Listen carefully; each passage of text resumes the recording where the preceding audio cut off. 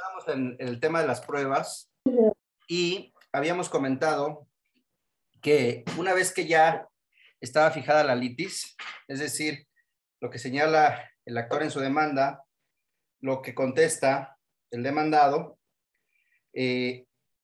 pasamos, bueno, antes hay una audiencia previa en el ordenado civil y después se abre el juicio a prueba por 10 días y en esos 10 días ustedes tienen que presentar su escrito al juzgado de ofrecimiento de pruebas.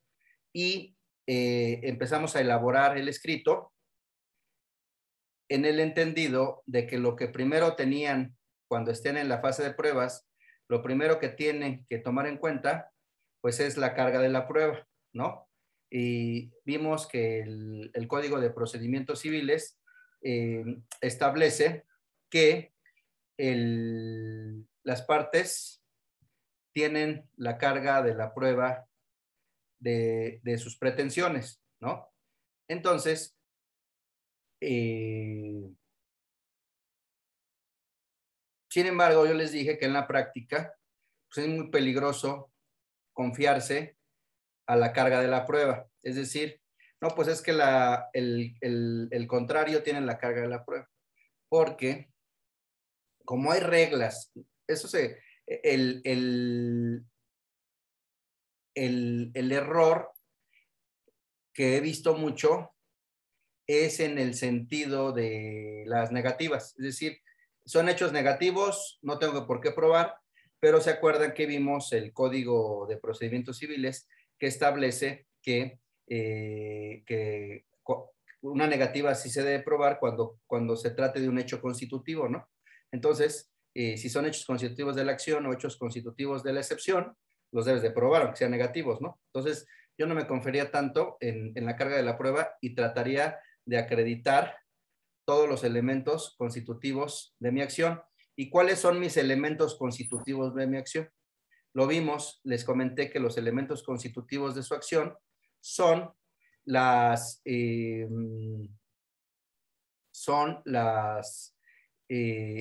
hipótesis, las partes de la hipótesis normativa que les va a generar la consecuencia jurídica en relación a lo que quiere el cliente. Es la consecuencia es la respuesta a la pregunta que les hizo el cliente, ¿no? Entonces, acuérdense que en la entrevista inicial ustedes les hicieron una pregunta, el cliente les hizo una pregunta, ustedes les dieron una respuesta, hicieron su auditoría y determinaron si procedía o no procedía, ¿no?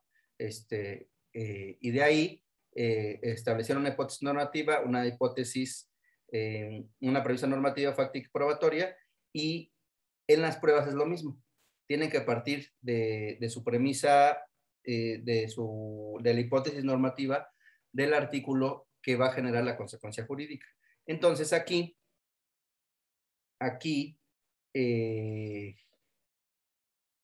es muy importante que en el caso que estamos analizando, específicamente decir, a ver, si lo que quiero acreditar es que el cliente es propietario.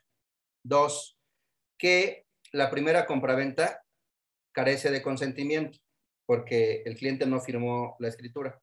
2, 3, que la segunda compraventa carece de objeto, porque si se anula la primera, el supuesto comprador, que después es el vendedor, pues ya no sería vendedor, ya no sería propietario, entonces la segunda compraventa pues carece de objeto, porque ya no sería propietario. Y la tercera igual, en cascada, ¿no? Entonces, sin embargo, les dije que tenían que entender que pues tienen que ustedes desde el principio pensar en las posibles excepciones y defensas que pueda oponer el demandado, ¿no? Entonces, en sus hechos constitutivos de la acción, tienen que pensar desde el principio cuáles podrían ser los hechos constitutivos de la excepción, que son 3, los impeditivos, los modificativos y los extintivos, ¿no? En este caso, recuerden que un hecho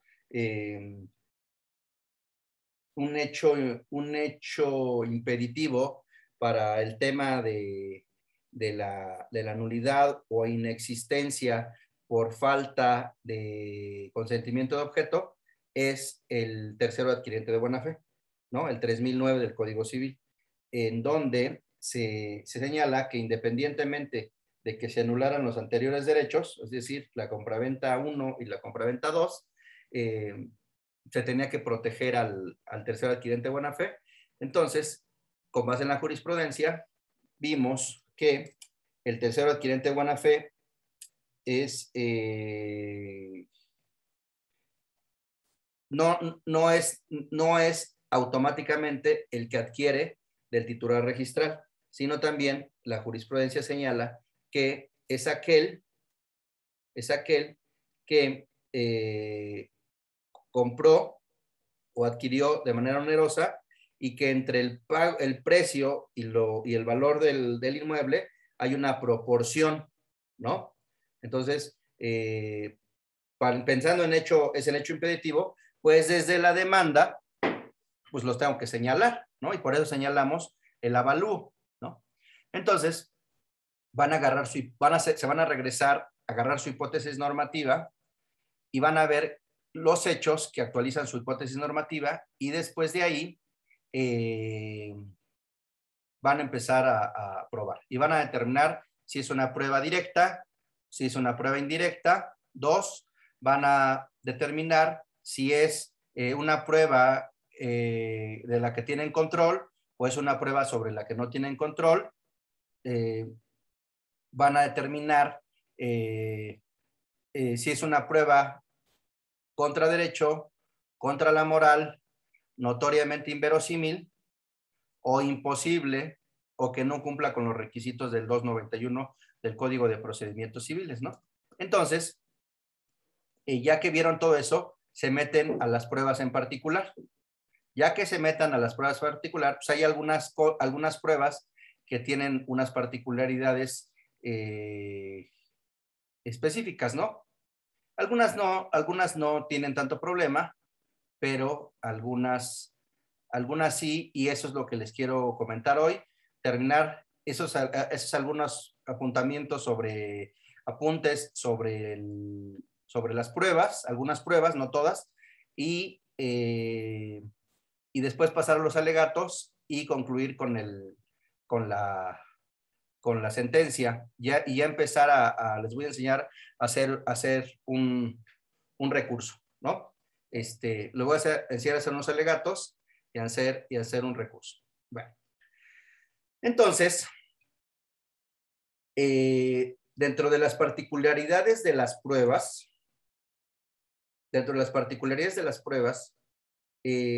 es importante señalar la prueba documental, ¿no? El Código de Procedimientos Civiles, en su artículo 95, establece y distingue entre las pruebas que están a disposición de la parte actora o demandada y las pruebas que no están a disposición de la parte actora y demandada, ¿no?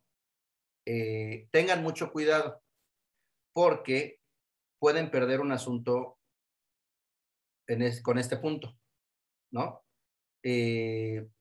¿Por qué? Miren, aquí existe la creencia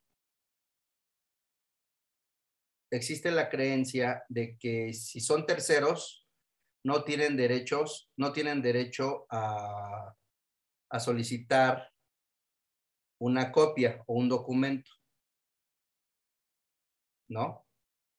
Sin embargo, hay algunos criterios jurisprudenciales que señalan que, de acuerdo al arbitrio del juzgador, se le podrá expedir la copia, ¿no? Entonces, ¿qué quiere decir esto? Esto es peligrosísimo porque si ustedes dicen, yo soy tercero yo no soy parte en el procedimiento o en el juicio y por lo tanto te manifiesto que estoy imposibilitado para solicitar estas copias.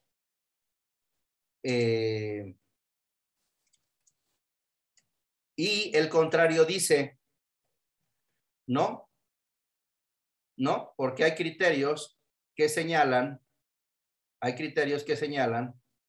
que pues un tercero sí puede pedir las copias y será a criterio del juez si se las entrega o no se las entrega, ¿no? Entonces, no se vayan con la idea de que por el simple hecho de ser tercero, ya no tienen la carga procesal de intentar pedir las copias, ¿no? Entonces, yo no me confiaría en esa regla de que si la tienen o no a la disposición y son terceros. Yo lo que haría siempre es acreditar que ya la solicité con anterioridad y en el momento que me la nieguen y manifestar que no me la han entregado, ¿no? Entonces, miren,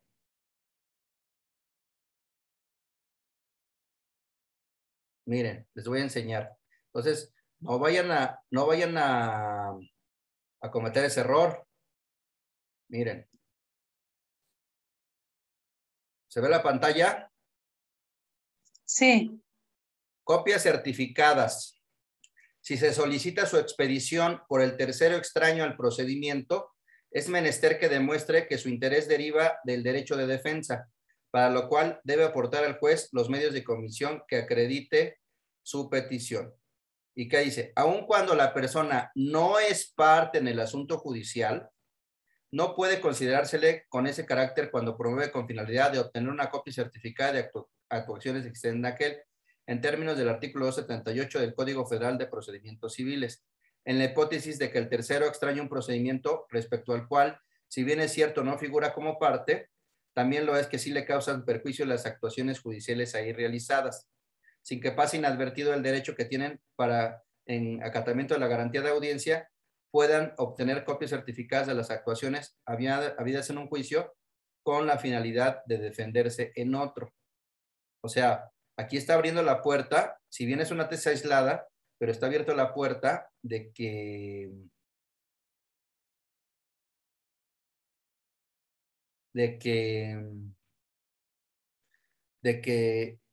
está abriendo peligrosamente la puerta para la parte contraria que pueda argumentar, ustedes tenían la carga de solicitarlas y no las solicitaron, ¿no?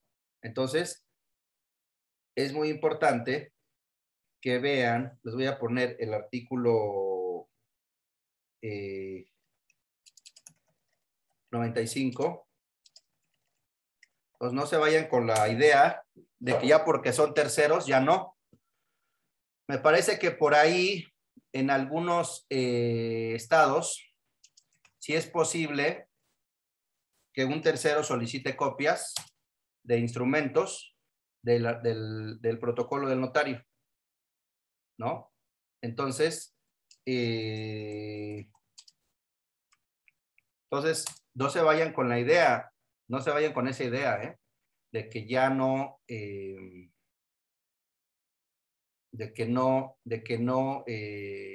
como no son parte, eso es un error muy común, Es que no soy parte y por lo tanto no tengo la carga procesal, pues de solicitar de acreditar previamente que solicité una copia, ¿no? Entonces, vean lo peligroso, miren. Vean lo peligroso. Les voy a poner la pantalla. Miren. Vean lo peligroso. Miren lo que señala el 95.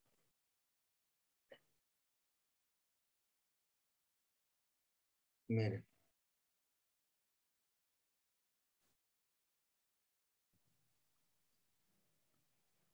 Miren. A toda demanda o contestación deberá acompañarse necesariamente los documentos en que el actor funde su acción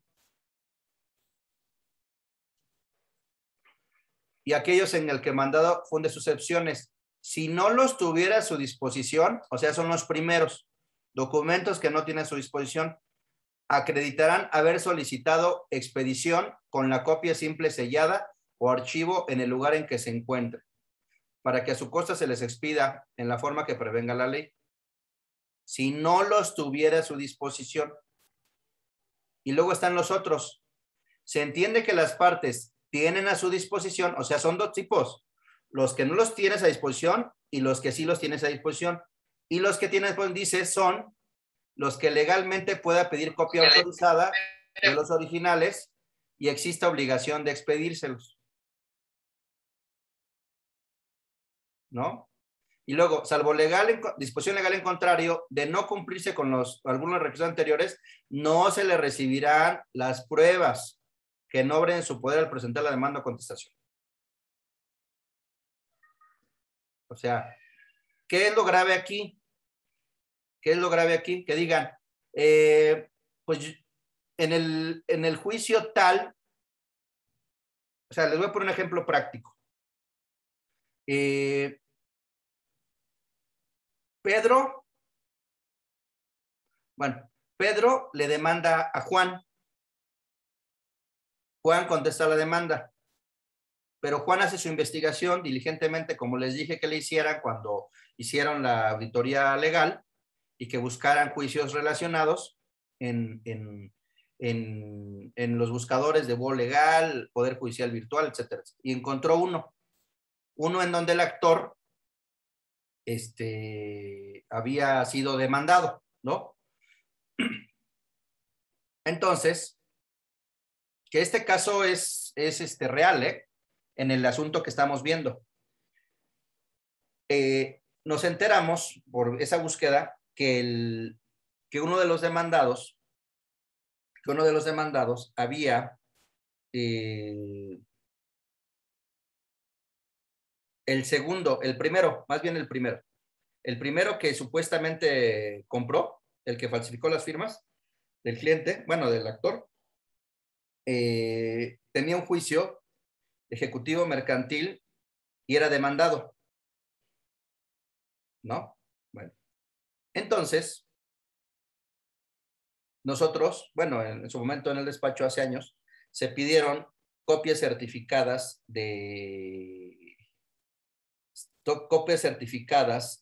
de ese juicio.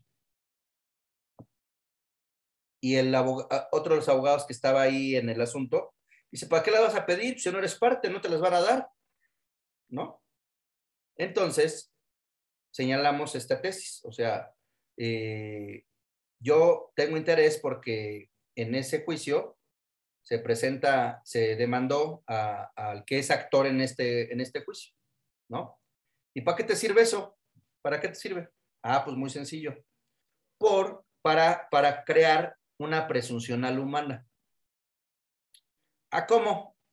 ¿Cuál es esa presuncional humana? Muy sencillo. Una persona que tiene una demanda ejecutiva mercantil en contra y que si la pierde, lo van a embargar y van a rematar sus bienes, esa persona demandada en términos normales, en situaciones normales, pues no va a adquirir un inmueble para que lo busquen, lo encuentren, se lo embarguen y lo rematen. ¿Están de acuerdo? Entonces ahí se crea una presuncional humana para destruir la buena fe. Recuerden que, y así el segundo y el tercero también tenían juicios en contra. Entonces, con eso se acreditó una parte de la mala fe, ¿no? ¿Quién en su sano juicio, quién en su actuar normal, a sabiendas que tiene juicios en contra, que los puede perder y que lo pueden ejecutar, se adquiere un inmueble? Al contrario, lo que no quieren es adquirir nada para que no pagar, ¿no? Entonces, con eso, ahora, el abogado decía, el otro abogado, pues no lo solicites, o sea, al final eres tercero, no eres parte, no te la van a dar. Y yo le dije, no, no, no, no, no, no, no, no. Vamos eh, vamos a pedirlo. O sea, hay que mejor prevenir, ¿no? Entonces, aguas con los documentos que están a su disposición, con los que no tienen a su disposición. Aguas con eso. Luego, aguas con otra cosa. Aguas con los expedientes que ya están terminados.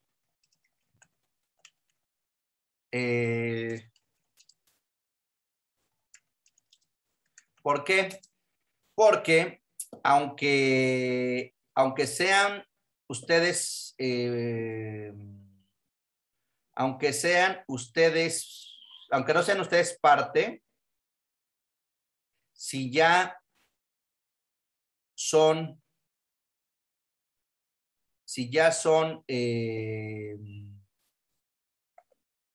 el asunto ya causó estado, ya es información pública en términos generales.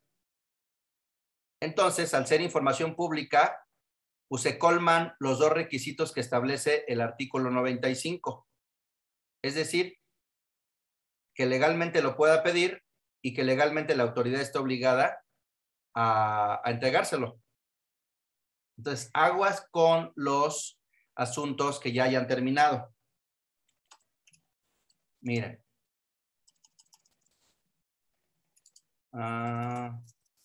Aguas. No, es que es una averiguación previa o es una carpeta de investigación y es confidencial. Pues también hay una excepción en la ley de transparencia.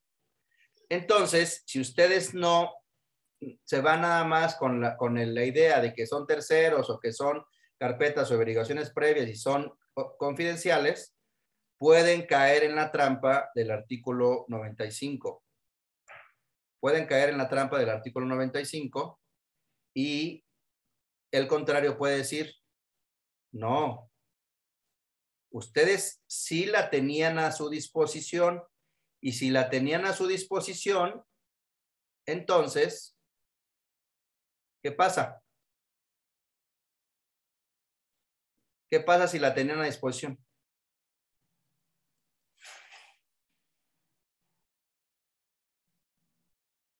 Se entiende que las partes tienen a su disposición siempre que legalmente puedan pedir copia autorizada y exista obligación de expedírselos. Si no, de no cumplirse con las partes con alguno de los requisitos, no se les recibirán las pruebas. Si el contrario les demuestra que sí tenían derecho a pedirlas y la autoridad obligación de expedírselas y les admiten la prueba así, en una apelación es probable que les ganen y les dejen sin esas pruebas. Vamos a la ley de transparencia y acceso a la información. En la ley de transparencia,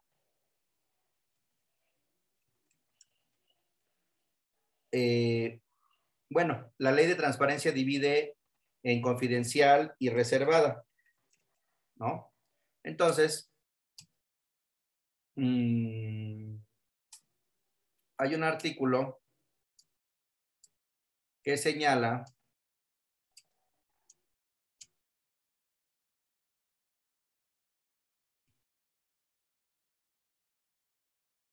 miren, vean esto. Entonces, no vayan a perder por ahí. El artículo 171 de la Ley de Transparencia de la Ciudad de México. La información clasificada como reservada será pública. O sea, ¿qué quiere decir? Que no siempre es reservada. Miren. Será pública cuando se extingan las causas que dije origen a su clasificación. Expire el plazo de clasificación. Exista resolución de la autoridad competente que determine que no existe una causa de interés pública, más bien que existe una causa de interés público que prevalece sobre la reserva de información.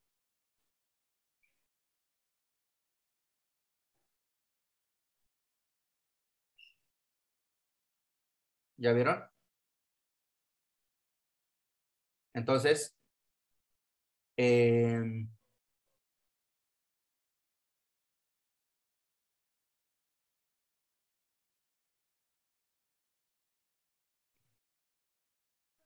miren, y luego,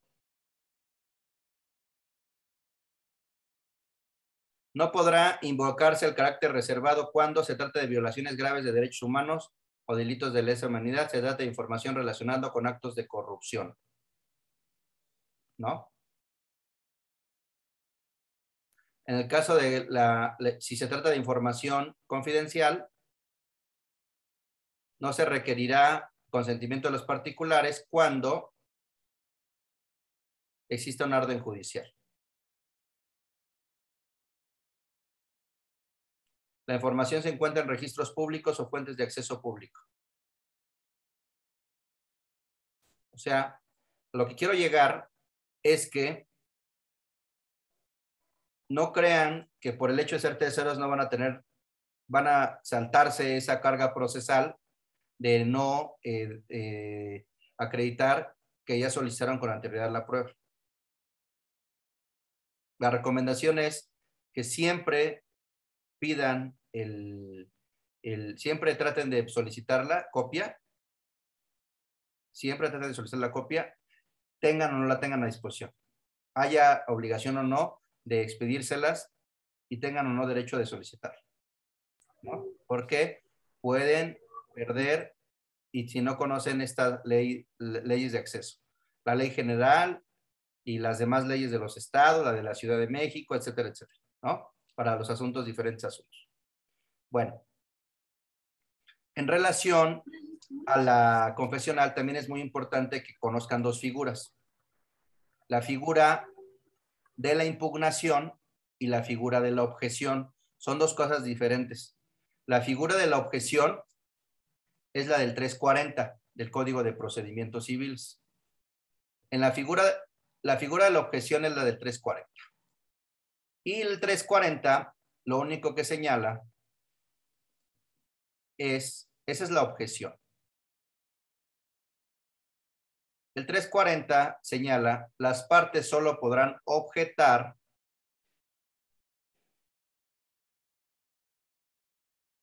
miren, las partes solo podrán objetar los documentos en cuanto a su alcance y valor probatorio. En cuanto a su alcance y valor probatorio.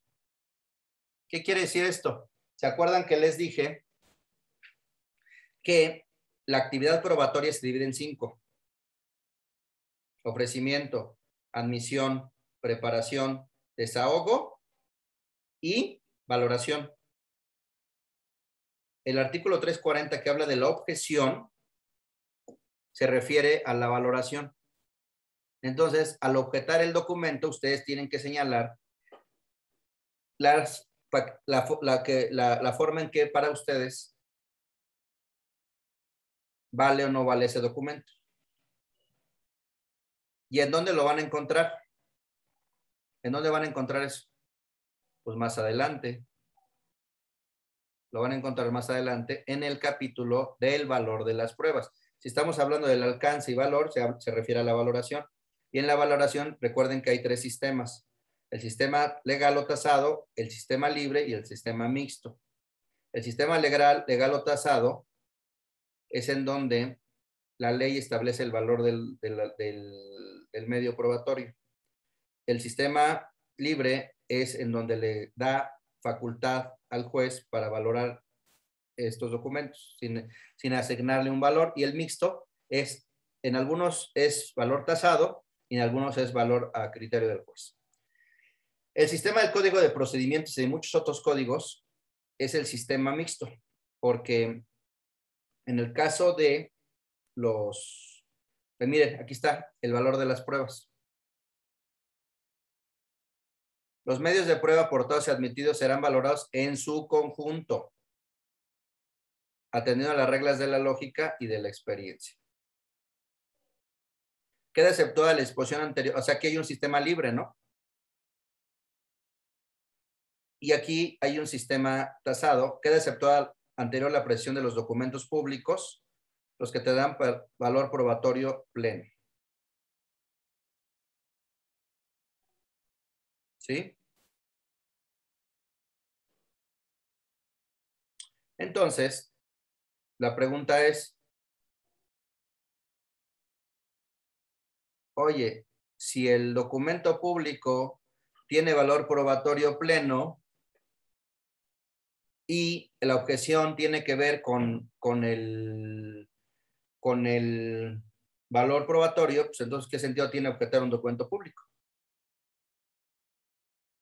Tiene sentido porque hay criterios jurisprudenciales que señalan que a pesar de que el documento público tiene valor probatorio,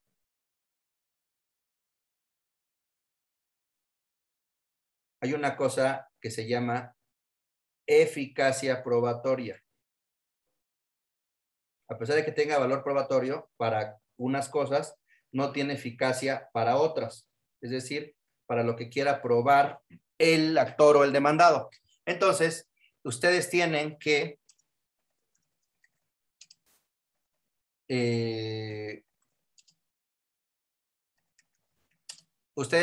atacar la eficacia probatoria.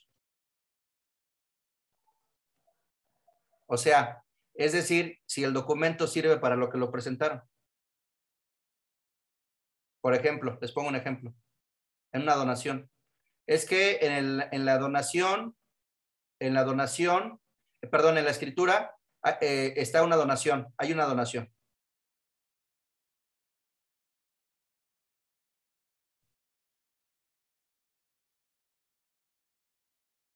Y es una escritura, es un documento público que tiene valor probatorio. Sin embargo, el Código Civil señala que para que sea perfecta la donación, tiene que ser aceptada y expresar su aceptación el donatario. Y de la escritura no se desprende que haya aceptado el donatario.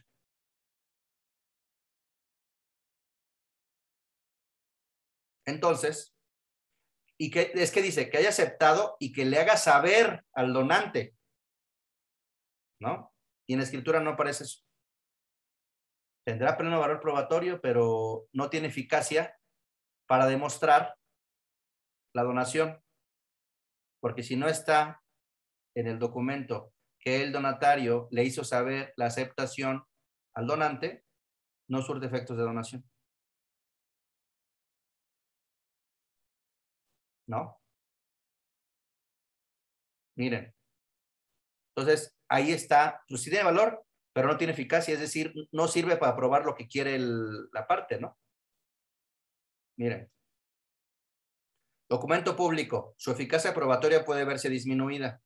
El testimonio de una escritura notarial es un documento público, pero a pesar de que no haya sido impugnado en nulidad ni exista declaración expresa, su eficacia puede verse disminuida al no haberse demostrado que las aseveraciones que contiene corresponden a la verdad intrínseca o real. Por ejemplo, si enfrentado con otro título de propiedad, igualmente público, no se desprende que los donantes en el primero hubieran sido dueños de las paz que donan. O sea, entonces, no es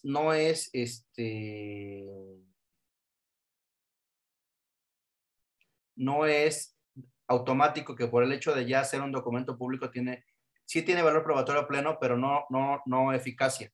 Puede carecer de eficacia. Entonces, ojo con eso. Luego, otro tema práctico de los documentos es el tema de la impugnación. Les había dicho que había dos figuras relacionadas con los documentos. Una la impugnación y otra la objeción, que es la del 340, que es el valor probatorio, y otra es la impugnación de falsedad. Ese está en el 386 del Código de Procedimientos Civiles. Se tienen que ir al 386 y señala: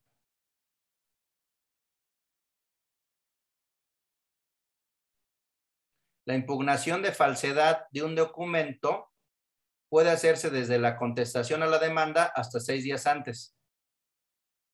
La parte que readguye de falso un documento debe indicar específicamente los motivos y las pruebas.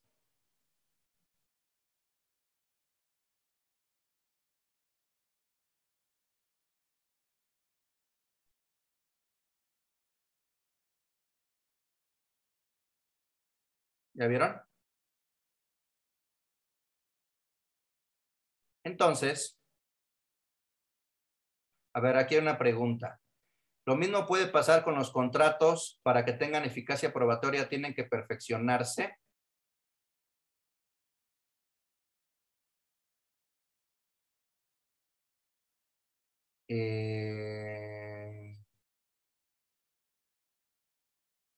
Sí, sí, por el 1976 del Código Civil. Recuerden que el 1796 del Código Civil establece desde que se perfeccionan los contratos, ¿no? Desde que se perfeccionan los contratos. Miren. Hablan de del perfeccionamiento de los contratos en 1796. Vean el 1796 del Código Civil. Miren. Miren.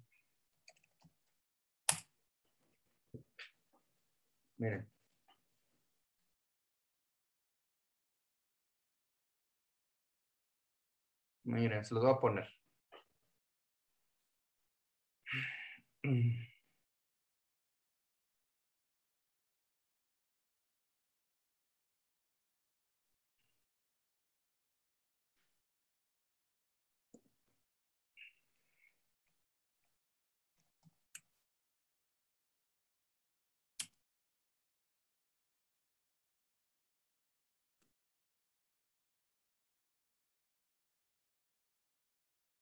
Vean.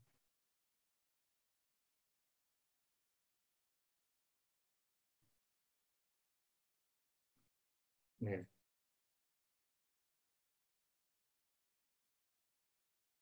Miren, los contratos se perfeccionan por el mero consentimiento, excepto aquellos que deban revestir una forma establecida por la ley. Es decir, los contratos formales y los contratos solemnes o los actos jurídicos solemnes, ¿no? Más bien. Recuerden que hay 3 tipos de actos, ¿no? Los consensuales, los formales, los solemnes. Bueno, hay otros que hablan de reales, ¿no? Pero aquí dicen, desde que se perfeccionan, obligan a los contratantes a lo expresamente pactado, a las consecuencias de la buena fe, el uso de la ley. Entonces, sí, la eficacia de un contrato variará si está o no perfeccionado, ¿no? Ok. Entonces, les decía de la impugnación de falsedad. Les decía de la impugnación de falsedad del 386. Y regresamos un poco de lo que hablábamos ayer del tema del tema de la pericial, ¿no? En grafoscopía. Que había dividirla en las características de lo general y los gestos gráficos, ¿no? Y había que señalar desde el incidente cuáles son las causas por las cuales se considera que la firma es falsa o que no proviene del puño y letra del actor o del demandante. Porque si no, se viola el principio de congruencia. Y recuerden que hay jurisprudencia que señala que el desahogo de las pruebas no puede subsanar la omisión en la narración de los hechos, ¿no? ¿Se acuerdan? Entonces, tienen que señalar, les decía que hay que preguntarle al perito, que nos diga el perito cuál es el elemento de mayor valor para determinar si una firma proviene o no del puño y letra de una persona. Los gestos gráficos o las características del orden general. y las leyes de grafoscopía señalan que los gestos gráficos. Y entonces después le empiezan a hacer el cuestionario sobre los gestos gráficos y sobre las características de generar. Gesto por gesto, gesto por gesto, gesto por gesto. Y le empiezan a preguntar y le empiezan a decir que señale qué gestos gráficos tiene esta firma y que señale qué gestos gráficos tiene esta otra y que los compare y nos digan si coinciden. Y por lo tanto después nos digan si la firma proviene o no del puño de letra. Ahora, otro tema importante en esta impugnación es el tema de la firma indubitable. Tienen que tener una firma indubitable que van a utilizar para cotejar la firma cuestionada. Normalmente solicitan muestras de escritura, es decir, que se presente al juez ante el juzgado y asiente tantas y cuantas firmas y letras y todo lo que quieran en el juzgado. Sin embargo, a veces se preparan, a veces se preparan y simulan las cosas, las firmas y simulan los ejercicios y todo. Entonces, lo mejor en estos casos es buscar una firma indubitable anterior.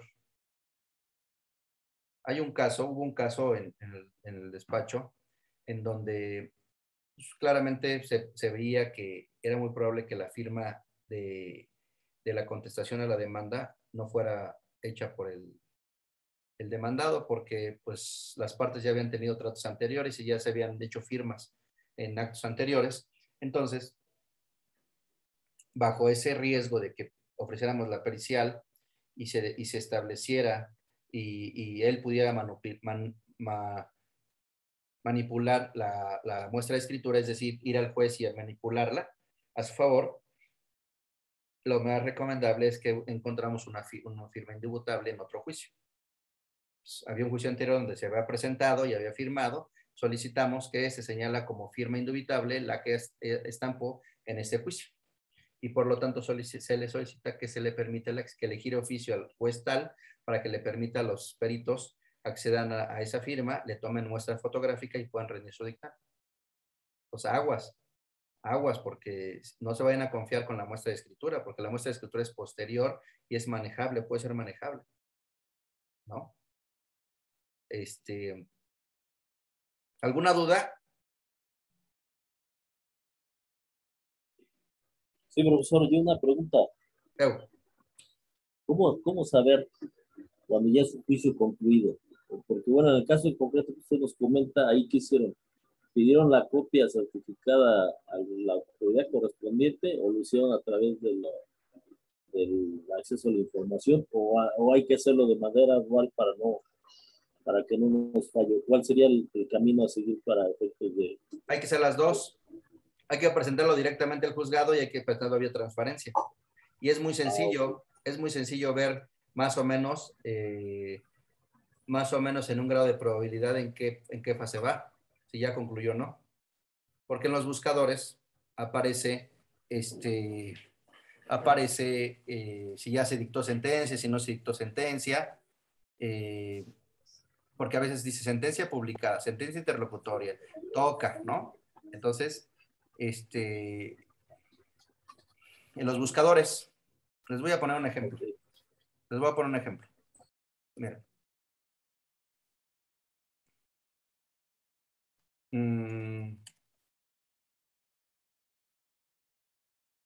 Miren.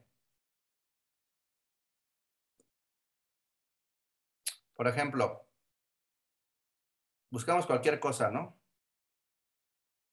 No sé. Efraín López.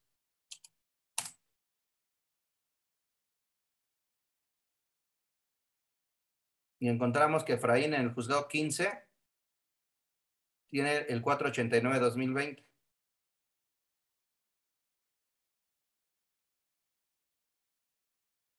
Nos vamos a buscar el expediente, no sé. Estamos, no sé, tercero civil, 380, 2020.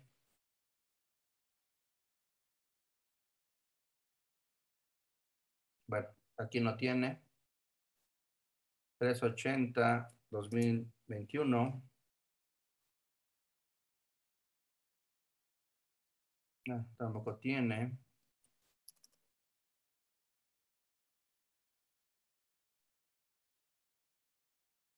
Ese sí tiene.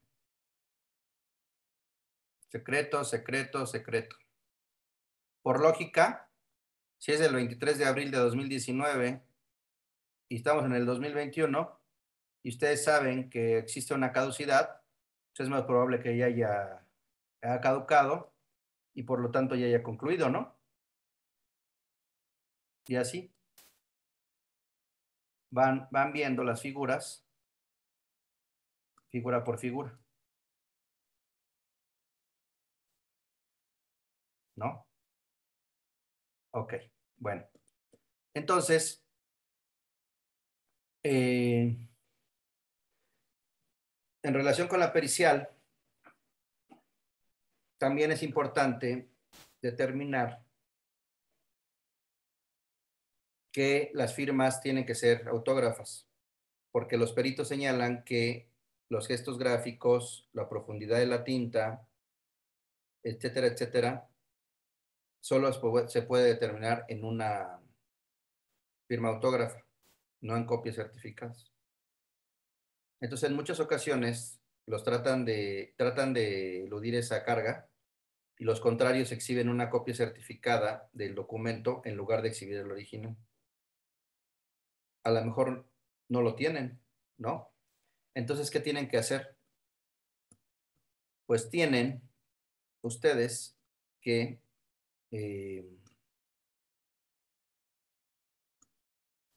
tienen que solicitar que exhiban el original. En muchas ocasiones no lo tienen, ¿eh? Entonces, ¿qué va a pasar?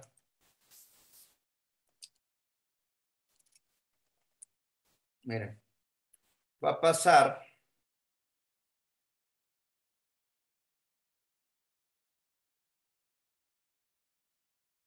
va a pasar, van a solicitarle que exhiban el original a efecto de que pueda tener acceso a los peritos. Pero le van a pedir al juez que aperciba a la contraparte contener por cierto las afirmaciones en caso de que se niegue,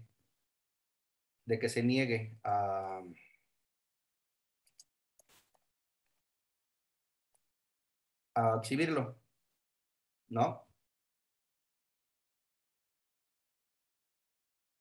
Entonces,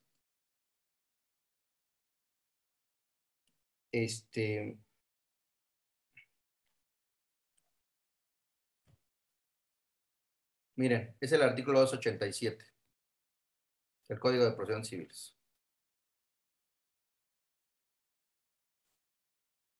Cuando una de las partes se oponga a la inspección o reconocimiento ordenados por el tribunal para conocer sus condiciones físicas o mentales o no conteste a las preguntas, este debe tener por ciertas las afirmaciones de su contraparte.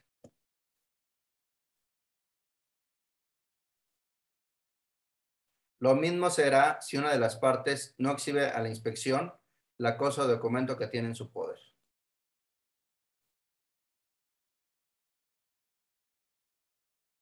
¿Ya vieron?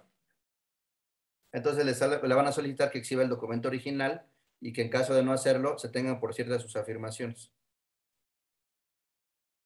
¿Sí? Bueno. En relación a la testimonial, también hay algunos temas importantes que deben de saber.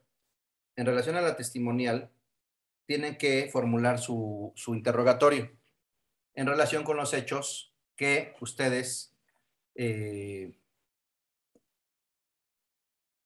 quieren probar, ¿no? Por ejemplo, vamos a probar el tema de la demanda, ¿no? ¿Se acuerdan que en el tema de la demanda, el actor decía que recuerdan que tenga el tema de la demanda, que en el tema de la demanda por una parte, el actor decía que él no había estado en el lugar en donde se había firmado en esa notaría, sino había estado en otro lugar, ¿no? Entonces, yo me acuerdo que en uno de los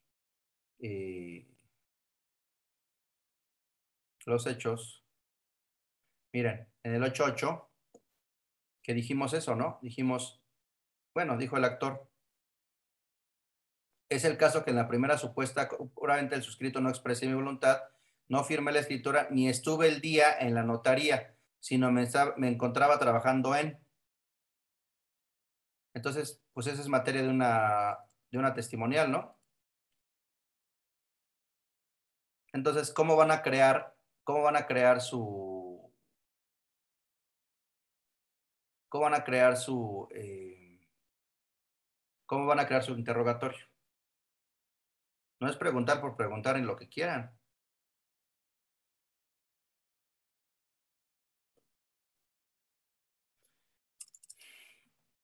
Primero le preguntan que nos diga el testigo si conoce a las partes, conoce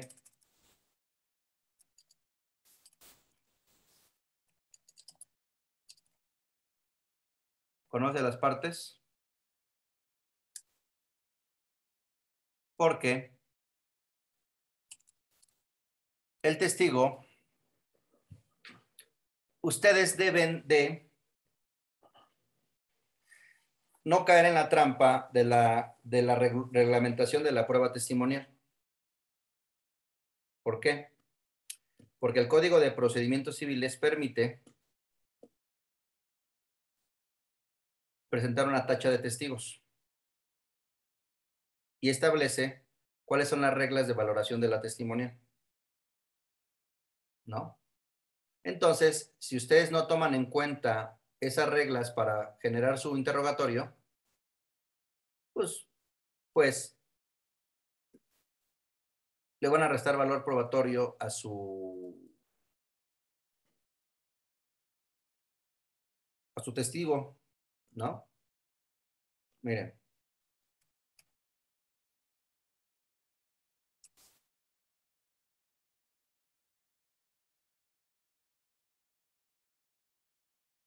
vean. El artículo 371 del Código de Procedimientos Civiles establece: en el acto del examen de un testigo o dentro de los 3 días siguientes, pueden las partes atacar el dicho de aquel por cualquier circunstancia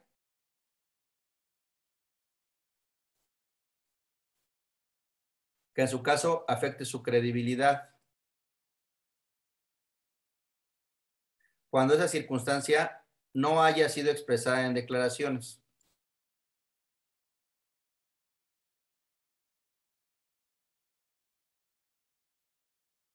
Y luego, o sea, una circunstancia que afecte su credibilidad. Por ejemplo, que sea empleada doméstica del actor y que no lo haya señalado, ¿no? Entonces,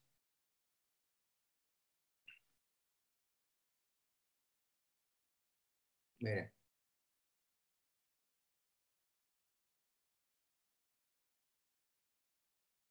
entonces, eh,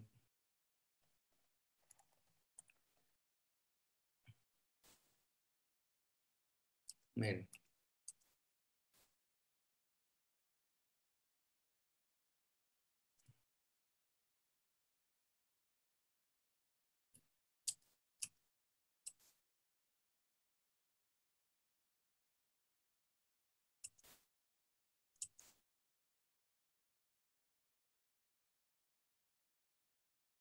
hay un tema ahí que,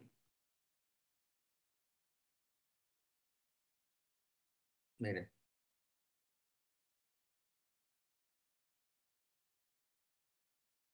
aquí hay un artículo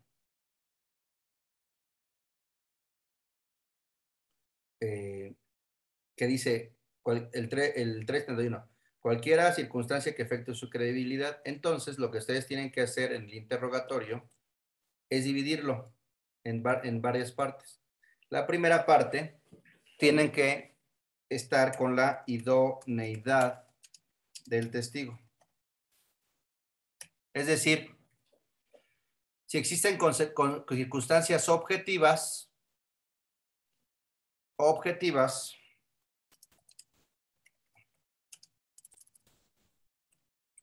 de que al testigo le conste lo que va a decir. Y acuérdese que la testimonial es lo que escuchó, lo que tocó, lo que probó o lo que vio.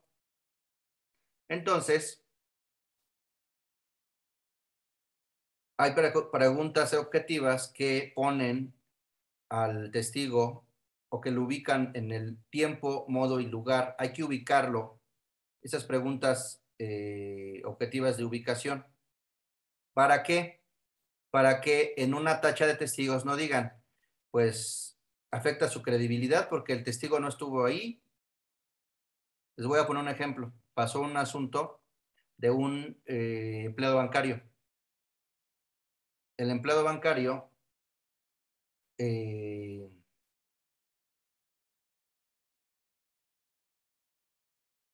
fue a declarar que él había visto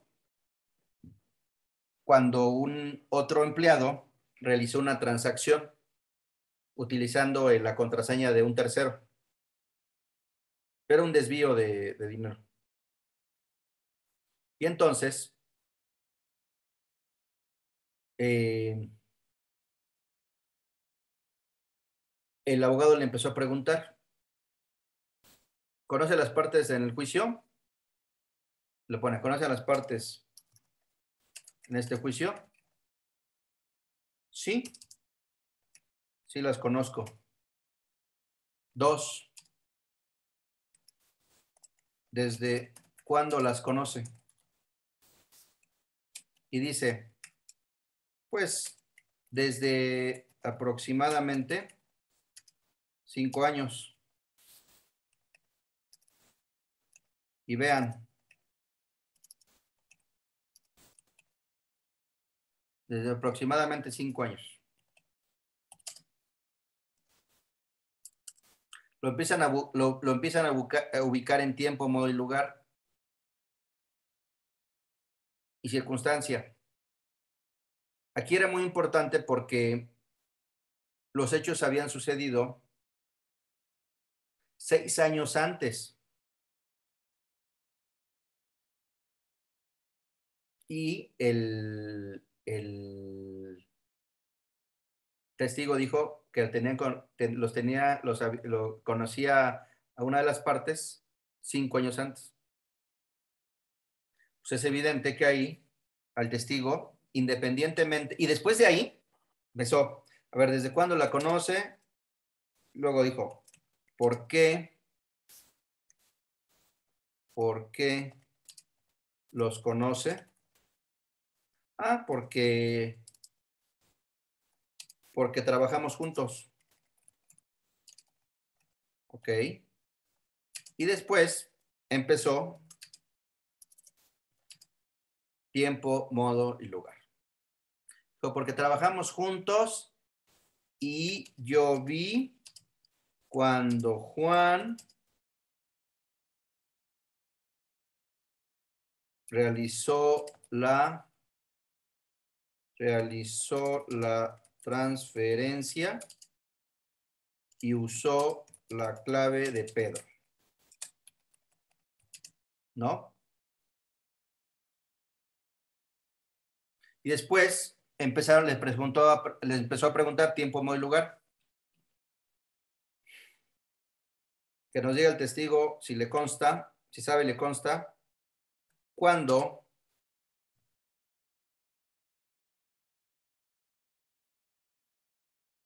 fue realizada dicha transferencia. No, pues tal fecha. ¿Cuándo?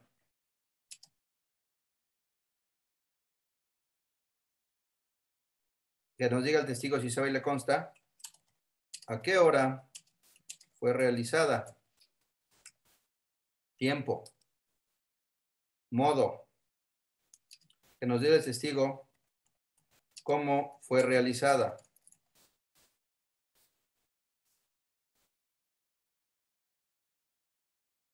Lugar, que nos diga el testigo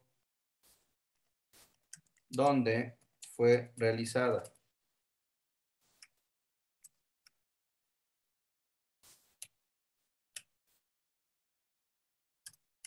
Entonces, el problema es que con esta pregunta a veces no se la hacen. Ustedes, si no se la hagan, intenten, obviamente, si tienen indicios de que no se conocían y que están mintiendo, pregunten esto, ¿desde cuándo lo conocen? Porque en este caso, la operación había sido 6 años antes y él dijo que lo conocía 5 años antes. Entonces, aunque hubiera descrito perfectamente tiempo, modo y lugar, que es la parte subjetiva, o sea, en todo testimonio hay una parte objetiva, es decir, ubicarlo, y una parte subjetiva, que es lo que supuestamente le consta al testigo, lo que percibió por medio de sus sentidos. Si se cae la objetiva, automáticamente se cae la subjetiva. Si no estuvo en el lugar, o si hubo, ustedes tienen que buscar elementos que hayan obstruido la percepción del testigo. Es decir, que no vio, que no escuchó, que no gustó, que no tocó. Por ejemplo, una declaración en relación a que escuchó una conversación, pues ahí le serviría el modo, ¿no? Ok. ¿Qué personas estaban presentes? ¿Me puede describir el ambiente? No, pues es que hacía mucho ruido. Si hay mucho ruido, pues entonces era imposible que escucharas. ¿Nos puedes decir a qué distancia se encontraban las personas con las que estaban hablando? No, pues a 2 metros. No, pues imposible que a 2 metros, 3 metros puedas escuchar en un ambiente de ruido, ¿no? Entonces, les tiramos la objetiva, es decir, tenemos que buscar elementos para, eh, destruir la objetiva o destruir la subjetiva. Normalmente la subjetiva es más difícil porque a veces van preparados, ¿no? Entonces, una pregunta que siempre les hacemos, bueno, estaba yo en el despacho, es que nos diga quién le dijo, no, más bien, que nos diga por qué manifestó lo que ha señalado. Sorpresa, porque el abogado me dijo que dijera esto, esto, esto, esto. Automáticamente se cae la credibilidad del testigo, el valor probatorio. ¿Sí? También, aquí en la parte de la testimonial es muy importante. ¿Tienen 15 minutos más? Sí. Bueno, en la parte del testimonio es muy importante poder mezclar, ofrecer una prueba de la pericial en psicología. Con la pericial en psicología, ustedes pudieran ofrecerla para que se valore la conducta del testigo al momento de declarar y que se analice las declaraciones de los testigos. O incluso podrían solicitar que se grabara la testimonial y sobre esa grabación que el perito en psicología pudiera analizar los ademanes, el nerviosismo, los titubeos del testigo para poder demostrar que el testigo está mintiendo, ¿no? Perdón, profesor, pero ¿en qué momento del procedimiento se ofrecería esa prueba? En el momento en que tienen los 10 días para ofrecer las pruebas. Después de la audiencia, que se celebra la audiencia audiencia previa, les van a dar 10 días para ofrecer, entonces ofrecen la testimonial y la pericial en psicología para que en el momento del desahogo intervenga el perito en psicología para valorar la conducta del actor o del demandado al momento de desahogar el testimonio, ¿no? Ah, ok, profesor. Ok, gracias. Uh -huh. Vean los libros de psicología del testimonio. Hay muchos libros de psicología del testimonio, ¿no? Psicología, les voy a mandar psicología del testimonio. Luego,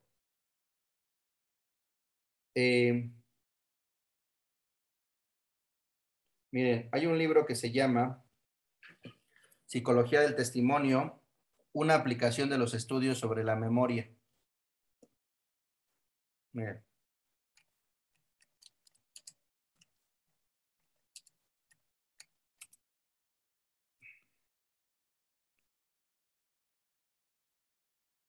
Miren.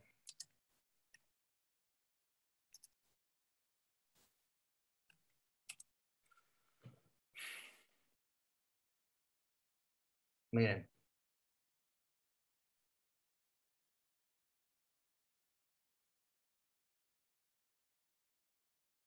La psicología del testimonio estudia los problemas relacionados con la exactitud que muestra el testigo en la identificación.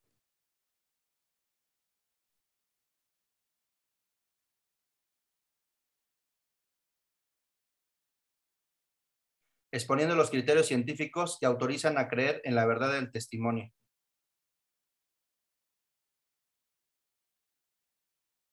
¿Ya vieron?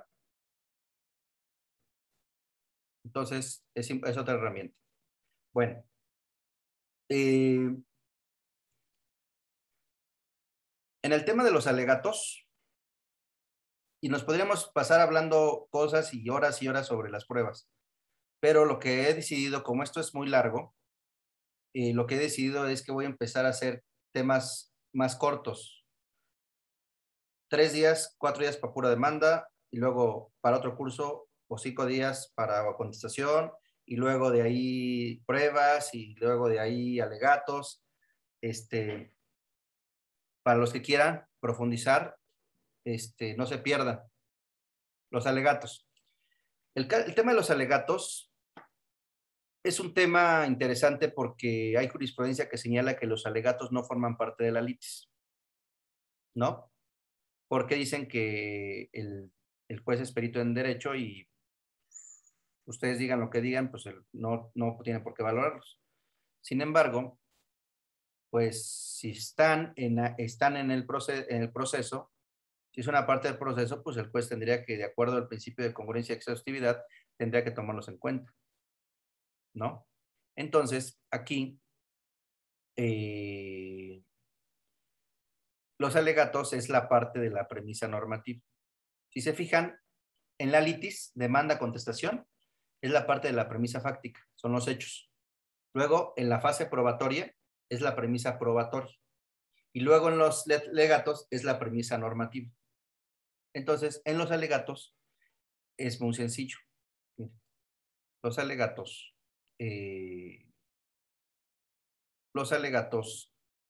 tienen una estructura muy sencilla. Lo que van a hacer, hay alegatos, no, de 100 hojas, ¿no? De 100 hojas. Nadie los lee. De por sí nadie los lee. ¿no? Entonces, unos alegatos muy sencillos es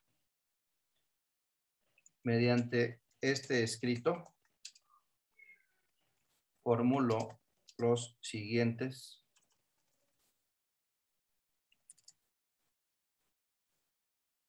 alegatos.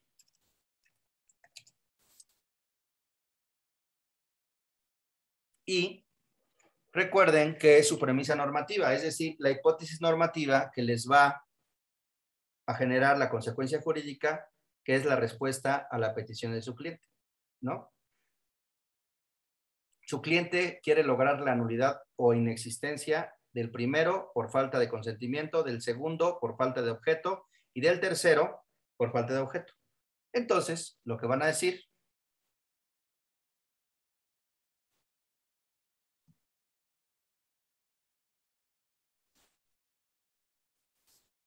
le pido que condene,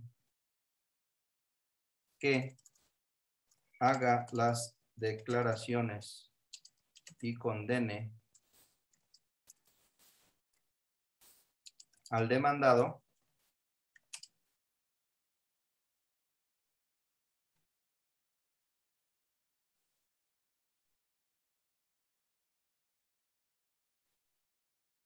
con base en el artículo. En este caso nos vamos al Código Civil. Nos vamos al Código Civil.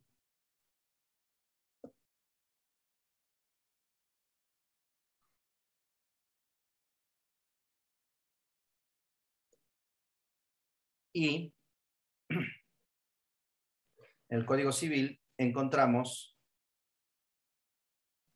la falta de objeto o la falta de consentimiento, ¿no?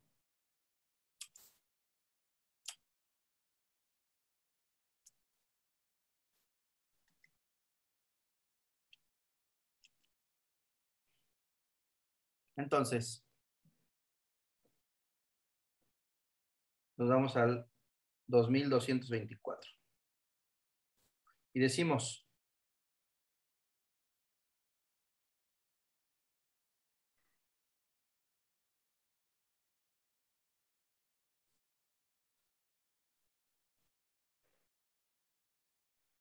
le pido que haga las declaraciones y condene al demandado,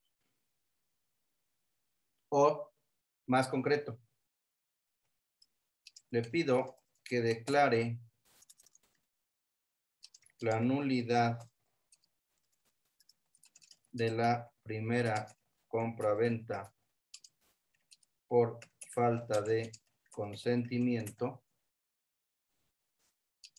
y la segunda y tercera por falta de objeto con base en el artículo 2224 del Código Civil.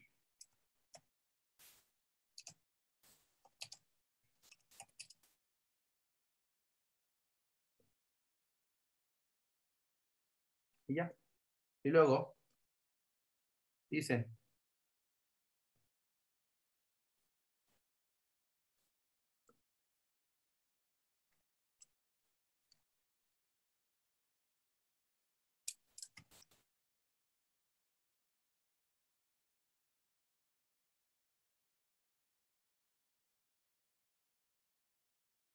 ¿no? Y después van punto por punto de la premisa normativa, la van argumentando.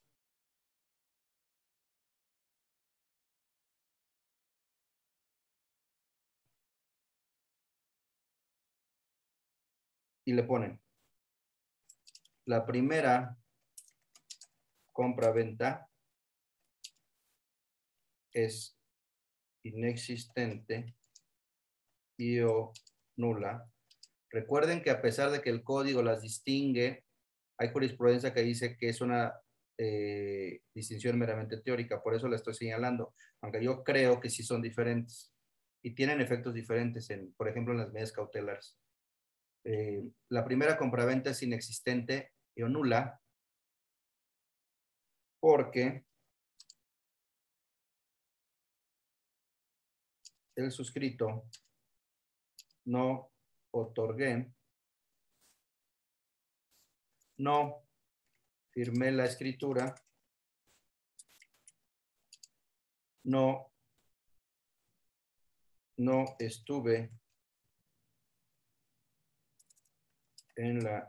no estuve el día y hora que señala, obviamente la escritura, ¿no?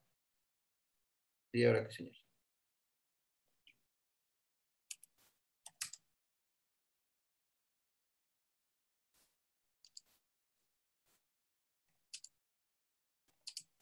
¿No? ¿Cómo lo demostré?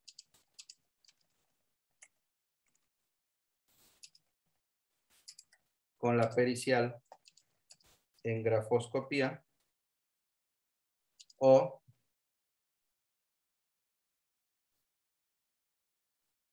el dictamen pericial y la testimonial a cargo de, ¿no? Como es con el dictamen pericial, en el que el perito concluyó que la firma no proviene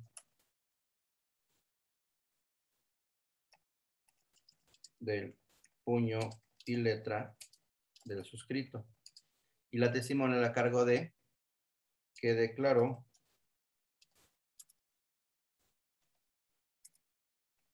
que estuve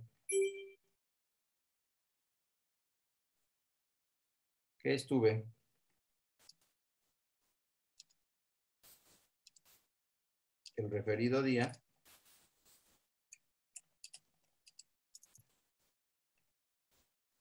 en otro lado.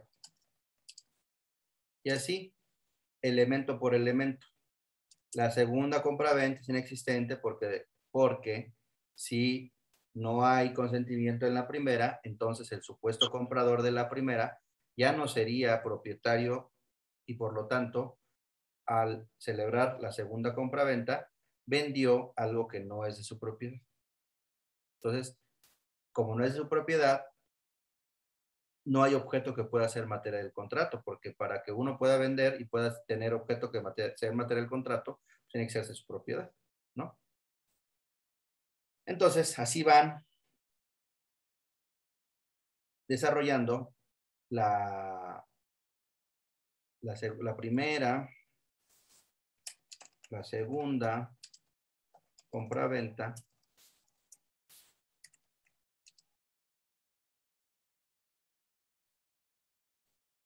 aquí será lo mismo, ¿no? La segunda y tercera compraventas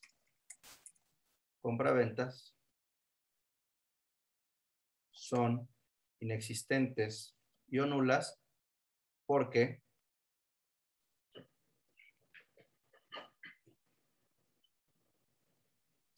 el primer comprador, porque al haberse declarado la nulidad y o inexistencia de la primera, entonces el supuesto comprador vendió en la segunda compraventa un inmueble que no era de su propiedad y así también respecto de la tercera. O sea, ahora van a tener un problema aquí que van a resolver ya por último. Y luego, en consecuencia,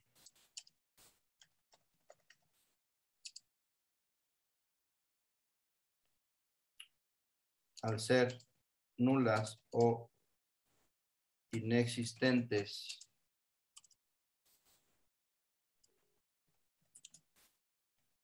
las 3 compraventas, le pido que declare su nulidad y ordene que devuelvan el inmueble materia de este juicio. Por último, y ya, por lo expuesto,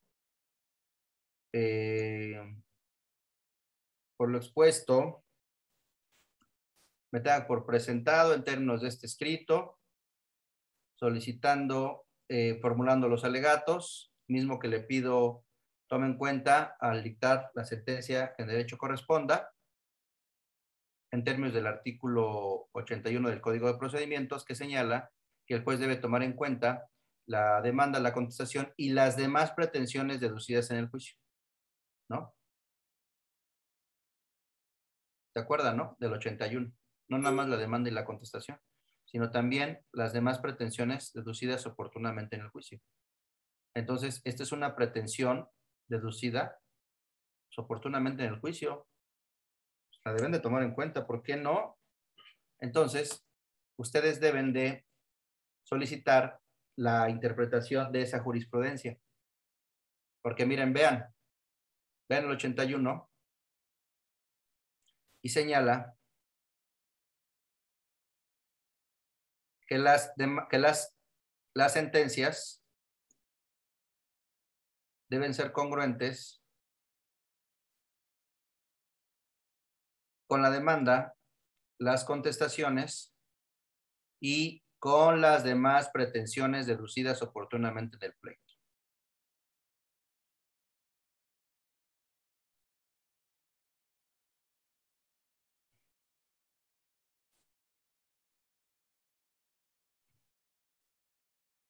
¿Ya vieron?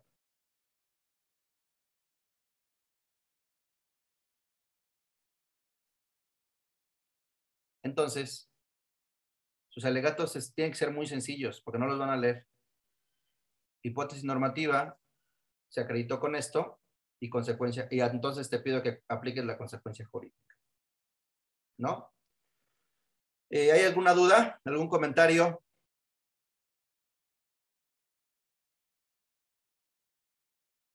Ninguno. Bueno, Aparte no, profe, gracias. ¿Mande? Se me olvidó un punto, un último punto, que iban a tener un problema.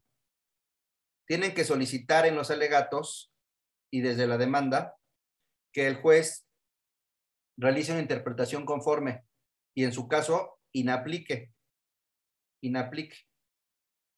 Recuerden que con motivo de la reforma de junio de 2011, hay un reconocimiento de una facultad, de una obligación que es la interpretación conforme, es decir, que ante diversas interpretaciones que haya de una ley, se le debe dar la interpretación que sea conforme al derecho humano con el que se relacione. Entonces van a tener un problema aquí, miren, porque el artículo...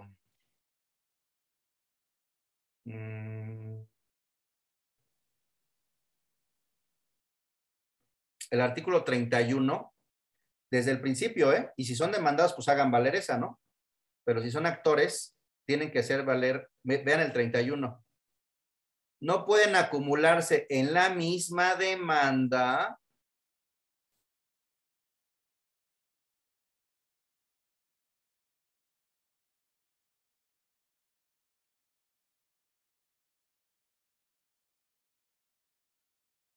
ni cuando una dependa de la otra, del resultado de la otra.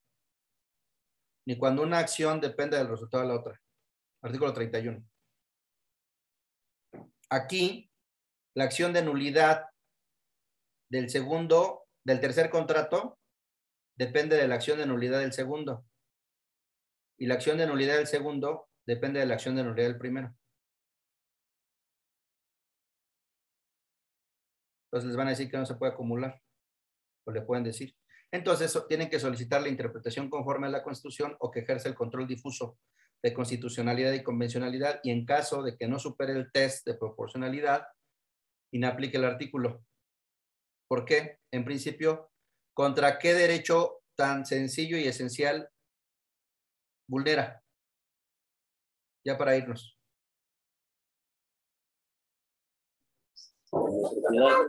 ¿Mandé? De propiedad, ¿no? El de justicia completa. ¿Están de acuerdo? Si no los juntas, se va a hacer un interminable de diversos juicios interminables. Tú me tienes que resolver de manera completa el asunto. Y el asunto es que se declare nulidad y que me regresen mi inmueble. Entonces, inaplícame, ejerce una interpretación conforme o inaplícame el artículo.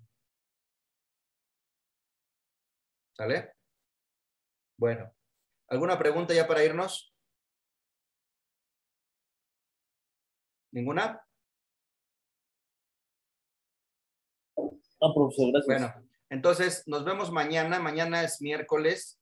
Mañana empezaremos a ver la sentencia.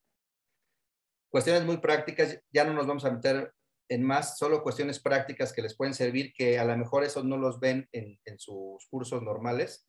Mañana vamos a la demanda, la sentencia, vemos el recurso, uno de los recursos como el de apelación, les voy a enseñar a hacer recursos, y después, el jueves, veríamos ya el tema del amparo, y el viernes